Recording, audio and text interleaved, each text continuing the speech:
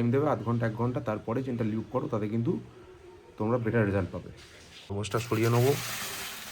এখানটায় কিন্তু আমি কোনো নোংরাই হলো না, তো ইজিলি নোংরাগুলো নেমে যাচ্ছে। হ্যালো এভরিওয়ান, আশা করি তোমরা সবাই খুব ভালো আছো। আমি ইন্দ্রনীল, আর তোমরা দেখছো মোটো কথা। তো আজকে এই শীতের শেষের দিকে, ফেব্রুয়ারি মাসের 8 তারিখ আজকে। তো একটু ছাদে ঘোরাঘুরি করছিলাম। তো খুব জেনারেলি যেটা বিইং এ বাইক এনথুসিয়াস্ট, সবসময় বাইকের ব্যাপারটা একটু মাথায় ঘোরেই, তো বাইকটা কীভাবে ভালো রাখা যায়, আরও কীভাবে মেনটেন করা যায়।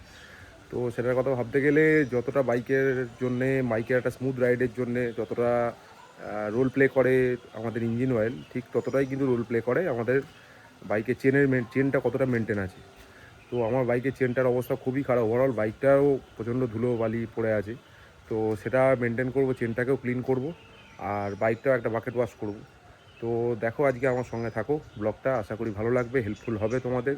আমি কীভাবে চেন ওয়াশ করি, কীভাবে বাইকটা মেনটেন করি, মোটামুটি সেটা নিয়ে আজকে একটা ভিডিও হবে। তো সঙ্গে থাকো, চলো বাইকের ওখানে গিয়ে দেখা হোক।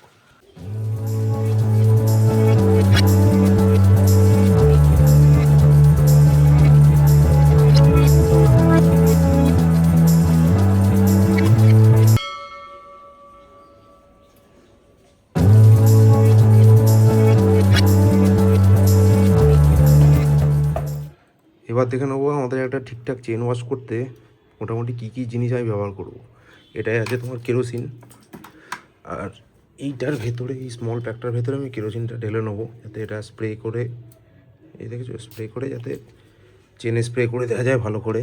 তার সঙ্গে এই টুথব্রাশ, যেটা একটা দারুণ জিনিস চেন ইয়ে করার জন্য, ব্রাশ করার জন্য। আমার যদিও চেন ওয়াশ করার জন্য আলাদা ব্রাশ আছে, তার থেকে আমার মনে হয় এটাতেই বেশি বেটার কাজ হয়। তার সঙ্গে একটা ব্রাশ, এমনি ব্রাশ, এটা কিছু কিছু জায়গায় যেগুলো নর্মাল খুব অল্প কিছু থাকে সেগুলোতে আমি এটা ইউজ করি, নোংরা থাকে যেগুলো অল্প। আর এই দুটো কাপড়, কটনের কাপড়, তার কারণ একটা হচ্ছে তোমার প্রাইমারিলি যখন প্রথমে পুরোটা ভিজিয়ে দেওয়া হবে, একটা ন্যাকড়া পুরোপুরি কালো হয়ে যায়, নোংরা হয়ে যায়, এবং তারপরে একটা সেকেন্ড টাইম ওয়াশ করার জন্য তখন এই কাপড়টা আমরা ইউজ করব। আর তার সঙ্গে এই কাগজ আছে কিছু, এই কাগজগুলোর ব্যবহার আছে, তবে এটা অন্য কিছুই নয়, এটা জাস্ট এই যেহেতু চেনটা ওয়াশ করার সময় নিচে নোংরা পড়বে, সে নোংরাটা যাতে না পড়ে তার জন্য এই কাগজগুলোকে আমি দিয়ে দেবো, যাতে এই কাগজটা অনেকটা নোংরাটা যাতে অ্যাবজর্ব করে নেয়। পরিমাণে নোংরা আছে দেখো, যাচ্ছে তাই অবস্থা হয়ে আছে পুরো চেনটা, খুবই বাজে অবস্থা হয়ে আছে চেনটা, বুঝতেই পারছো। তো এটা দেখো, পরিষ্কারটা করি, তারপরে দেখো কেমন লাগে স্ট্যান্ডের এখানটা, দেখো একদম যাচ্ছে তাই অবস্থা হয়ে আছে। তো একদম ফার্স্ট স্টেপ যেটা আমাদের হবে সেটা হচ্ছে চেনটায় ভালো করে এইভাবে কেরোসিনটা স্প্রে করে দেয়া। সবার আগে আমরা পেছনের স্প্রকেটটাতে স্প্রে করব। স্প্রকেটটা স্প্রে করার সময় এই যেমন ঠিক আমি যেমনভাবে এই জায়গাটা করছি, এই জায়গাটাও স্প্রে করে দেবে। মাডগার্ডের নিচেটায় প্রচুর পরিমাণে আমাদের চেন স্প্রে আটকে থাকে। তো সবার প্রথমে স্প্রকেটটাকে স্প্রে করে দেবো ভালো করে, দেন তোমরা আস্তে আস্তে চাকাটাকে ঠিক এভাবে ঘোরাবে। নিচে কাগজটা দেওয়ার ব্যাপারটা দেখেছো, এটা কিন্তু সম্পূর্ণ কালেক্ট হচ্ছে, তাহলে কী হবে, নোংরা হবে না জায়গাটা বেশি। এমনি যেটুকু হওয়ার সেটুকু তো হবে, কিন্তু খুব বেশি নোংরাটা হবে না। এরমভাবে পুরো চেনটাকে ভিজিয়ে দিতে হবে, পুরো চেনটাকে আস্তে আস্তে এরম এরম করে স্প্রে করে ভিজিয়ে দিতে হবে। সঙ্গে যেমন স্ট্যান্ডে আছে এই জায়গাগুলো যেমন আছে, তেমন এই জায়গাগুলোতেও স্প্রে করে দেবো, যাতে এগুলো নরম হয়ে যায়। ভালো করে চেনে স্প্রে করে দেওয়া হলে তারপরে এই ব্রাশটা নিয়ে আমরা, এই তোমরা কেরোসিন একটুখানি স্প্রে করে নিতে পারো ব্রাশটার ওপরে, তারপরে এই ব্রাশটা নিয়ে আমরা জেন্টলি আস্তে আস্তে এরম রাব করব পুরো স্প্রকেটটা, চেনটা পুরোটাই এরম আস্তে আস্তে আস্তে আস্তে আমরা ঘষে দেবো।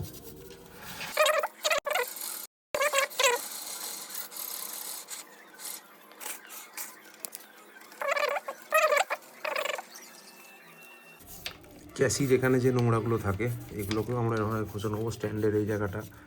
আরও যে জায়গাগুলো তোমাদের বাইকে তোমরা জানো কোন পার্টগুলোয় বেশি নোংরা জমে, তো তো সেই জায়গাগুলো তো আমি কেরোসিন লাগিয়ে নিয়েছিলাম। তো সেগুলোকেও দেখো খুব সহজেই কিন্তু সেগুলো বেরিয়ে চলে আসছে। শুধু একবার করে ব্রাশে আমি করছি আর সঙ্গে সঙ্গে কিন্তু সবগুলো বেরিয়ে চলে আসছে, সব নোংরাগুলো।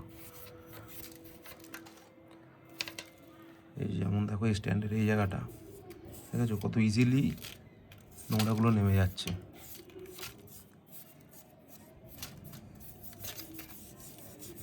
সবসময় আমি বলবো বাকেট ওয়াশ করার আগে, কোনো ওয়াশিং করার আগে চেনটা পরিষ্কার করে নেবে।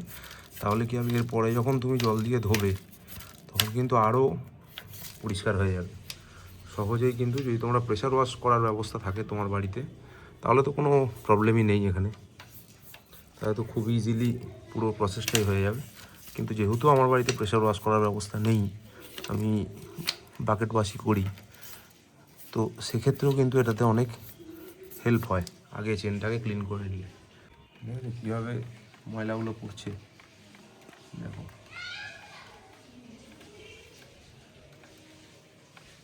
অলরেডি কিন্তু আমাদের চেন অনেকটা পরিষ্কার হয়ে যায়।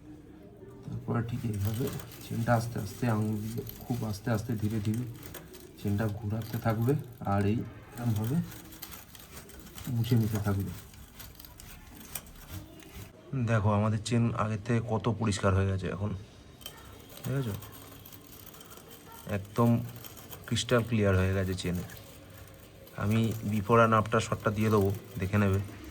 আর এই চেন পরিষ্কার করার সঙ্গে সঙ্গে আমাদের এই রিংটাও নোংরা হয়ে যায় প্রচণ্ড। অবশ্যই রিংয়েও প্রচণ্ড পরিমাণে, যখন আমাদের চেনে গিয়ার অয়েল কিংবা চেন স্প্রে যাই ইউজ করো, এখানেও কিন্তু কিছুটা স্পিল হয়, মানে স্প্রেড হয়। ওভার লিউপ করে দিলে সেটাও যায় ওখানে। তো এটাকেও একবার পরিষ্কার করে নেবে কেরোসিন দিয়ে। যেটুকু এখানে কেরোসিন লাগবে তাতেই যা একটু ঘষে দিলেই চকচক করবে পুরো হয়ে যায়। ওগুলো কত পরিষ্কার হয়ে গেছে। স্ট্যান্ডের এই জায়গাটা দেখেছো কী ছিল, হ্যাঁ, আর কী সুন্দর হয়ে গেছে এখন। তো এইভাবে তোমরাও চেন পরিষ্কার করতে পারো, আমার মনে হয় তাতে অনেক কাজ হবে। তোমরা বাড়িতেই থেকেই নিজের চেন নিজেই যত্ন করতে পারবে। চেন এরমভাবে কেরোসিন দিয়ে কিংবা ডিজেল দিয়ে যাই দিয়েই তোমরা পরিষ্কার করো, সঙ্গে সঙ্গে কিন্তু লিউপ করবে না, একটু টাইম দেবে, যাতে ওর ভেতরে যেটুকু মানে আরও কিছু যদি আমাদের কেরোসিনের পার্টগুলো কিছু যদি থেকে থাকে, ডিজেলের পার্টগুলো যেগুলোতে মানে প্রবলেম করবে, তার কারণ সঙ্গে সঙ্গে লিউপ করলে কী হবে, কেরোসিনটা লিউবের সঙ্গে মিশে লিউবের যে স্ট্রেংথটা সেটা কিন্তু নষ্ট করে দেবে, ডেন্সিটিটাকে নষ্ট করে দেবে। তাতে কোনো লাভের লাভ কিচ্ছু হবে না, পুরো লিউবটাই তোমার যেই গাড়িটা চালাবে সঙ্গে সঙ্গে বেরিয়ে যাবে। তো একটু ওয়েট করে যাবে, আধ ঘন্টা 1 ঘন্টা। যদি গাড়ি ধোয়ার থাকে তাহলে তো কোনো প্রবলেমই না, গাড়ি ধুয়ে নিলে কোনো সব সমস্যাই সমাধান। যদি না ধোও, যদি চেনটাকে এমনিই শুধু পরিষ্কার করো, তো সঙ্গে সঙ্গে একটু টাইম দেবে, আধ ঘন্টা 1 ঘন্টা, তারপরে চেনটা লিউপ করো, তাতে কিন্তু তোমরা বেটার রেজাল্ট পাবে। আর এই কাগজগুলো দেওয়ার জন্য দেখেছো কতটা আমার এই জায়গাটা পুরো কী সুন্দরভাবে বেঁচে গেছে। দেখো এই কাগজটা সরিয়ে নেবো, এখানটায় কিন্তু আমি কোনো নোংরাই হলো না। তোমরা সবসময় এরকম একটা কিছু ইউজ করবে, কাগজ কিংবা প্লাস্টিক যাই হোক কিছু, যেটাকে তুমি ইজিলি ফেলে দিতে পারো মুড়িয়ে, যাতে তোমার নিজের জায়গাটা কোনো সময় যেন নোংরা না হয়।